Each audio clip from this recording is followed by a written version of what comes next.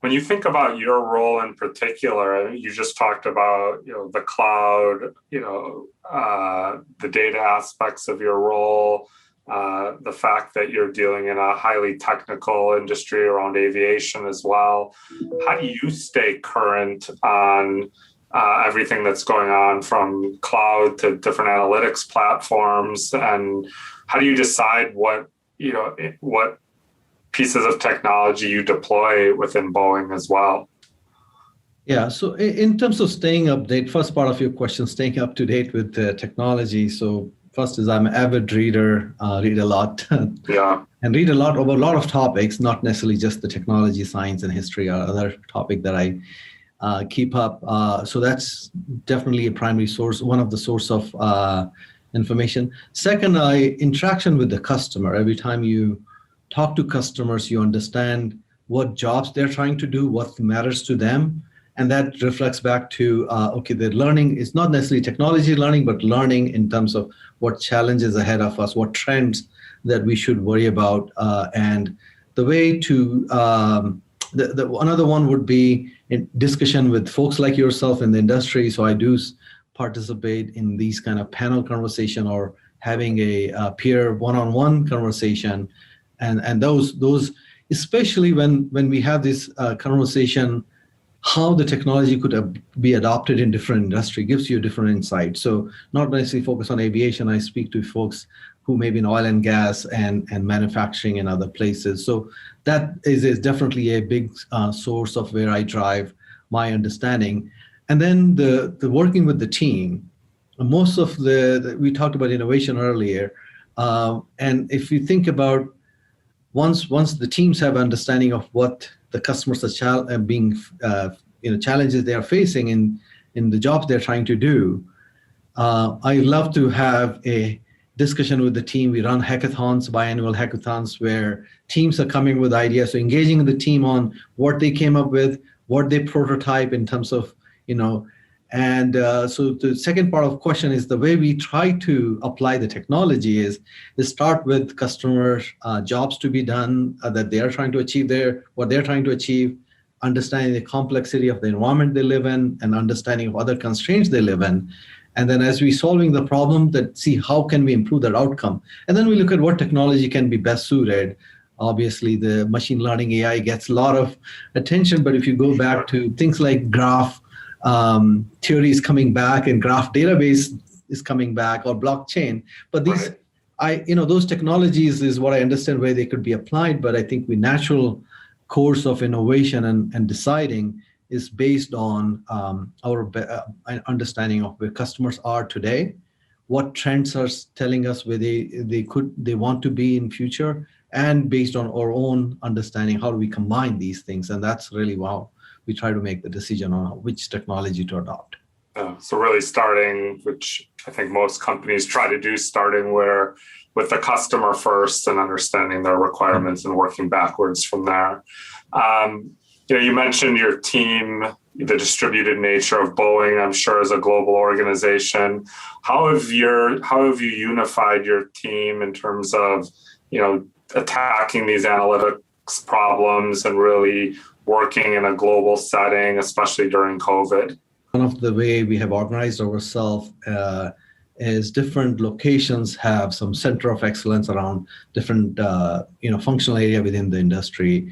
So, for example, one place we are more producing the data, navigation data, and flight planning system that goes close to each other. Then another location we have more of maintenance and so we take advantage of broader Boeing as my team, where the Boeing technical experts and other expertise is available. So organizationally, we take advantage of the global footprint and global access to global talent in the areas. And the way we functionally inside, the way we work is agile. So we have obviously it's agile software development, but agile framework, a framework called SAFe is what we have adopted. There's a concept of integrated product team, where you have product managers, product owners, architects, and the development team come together, and other functions, they come together and working in an agile fashion, and they do the backlog, grooming based on the priority. So the goal for us is incremental innovation, incremental updates to our technology on a faster cycle. So it's easier for our customers to adopt because smaller updates are much easier to understand how they can take advantage of it. But also in general, agile reduces the risks. And because it's the shorter the cycle, you learn quickly. And if there's a risk, those are smaller risks. You can overcome that easily if you need to adjust. And the goal is to adjust quickly based on our learning. And so we try to keep up, and then IPT, or the integrated product teams, is our core setup where teams decide what's the most important, how do they quickly move towards the market needs that they are seeing it, or the new solution they need to produce.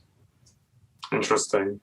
Maybe as we just wrap up here, is there anything you'd like to share just when you think about leveraging data and all the services that Boeing Digital provides in terms of interesting experiences that have driven you've driven through digital transformation and enablement that would be interesting for folks to hear?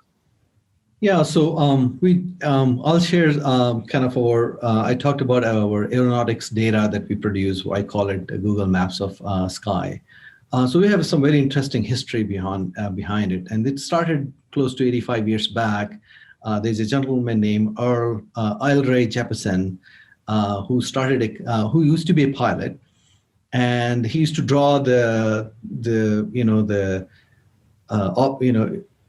geographic aspects of what he saw from the sky, and then he started making those points on for his own use, and then he shared this with some of his pilots, and then they found it very interesting, and he started business selling. They started creating a book of navigation maps that he started, and then he started selling it, and he saw a new business opportunity and quit his job as a pilot from United Airlines, I believe, and then started a company called Jeppesen. And so where we are, that's our history, where we started. But until just recently, if you go back before 2007, most of the pilots were flying with what's called flight bag. And it's a black briefcase that they'll carry with all these different navigation charts. So we have gone from charts to pure digital when iPad became a instrument for us to take the paper chart and digitize them and deliver to the pilot. It gives a lot more flexibility. You can give the real-time changes to that. So not only we transition from being a paper to digital, but in terms of the new solutions we are able to deliver, obviously the latest charts are available, what's called NOTAM, Notice to Airmen. These are the regulatory body changes that could take place, needs to be delivered.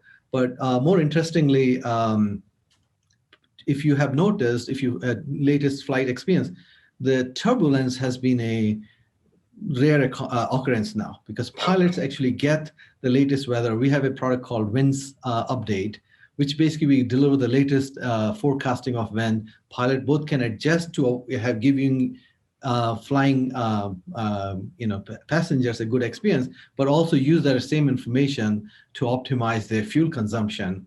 And so we have many examples of the transformation that we have driven through the digital, but I really like to call back, because that's our core to our business, of how we are extending the value of the navigation data beyond just the pure navigation, and delivering the real-time insights and real-time updates that the pilots and the rest of the aviation professionals can use to make better decisions. So I thought I'd share this with you. Yeah, it's really interesting. It's fascinating to see how one set of data or one use case, then you blossom into two or three other use cases leveraging similar data sets, and you expand the use cases from weather and turbulence to how to save fuel and have optimal flight paths. So Satyen, thank you so much for joining me today. It was great to have you, and look forward to having future discussions. Thank you, Eric. It was my pleasure. Really enjoyed our conversation, and thanks for having me.